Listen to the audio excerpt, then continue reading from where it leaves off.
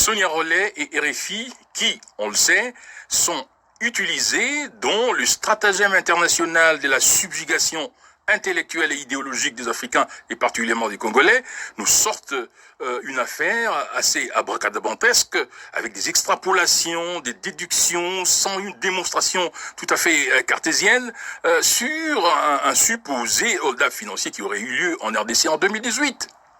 Non, Sonia Rollet et RFI, faites preuve d'un peu plus de saillance et de sagacité. Aujourd'hui, la question des hold-up est fissurée par rapport à la réalité saillante de la véritable colonisation endogène actionnée par la dictature prédatrice de M. Tshisekedi. Parlez-nous aujourd'hui de manière pertinente, faites des révélations sur les 400 millions de dollars partis en fumée dans le dossier de 100 jours de M. Tshisekedi. Parlez-nous, Sonia Rollet et RFI, de 700 millions de dollars sans évaluation, dont la destination est tout à fait inconnue, du programme de la lutte multisectorielle contre les effets des Covid.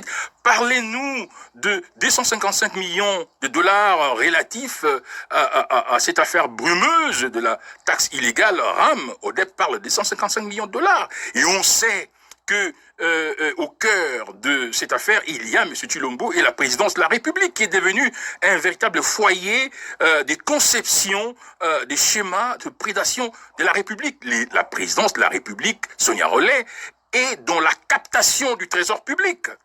Et aujourd'hui, on parle encore de l'affaire des 50 millions de dollars dilapidés dans les dossiers de l'or. Et plusieurs conseillers du président de la République et même le Premier ministre sont cités dans ces dossiers. Parlez-nous, Sonia Rollet, maintenant, c'est pertinent, maintenant. De 800 millions de dollars que les Iraniens réclament à M. Tshisekedi. Voilà donc des dossiers saillants qui sont relatifs à la colonisation endogène, à la captation du trésor public par le président Tshisekedi et sa présidence.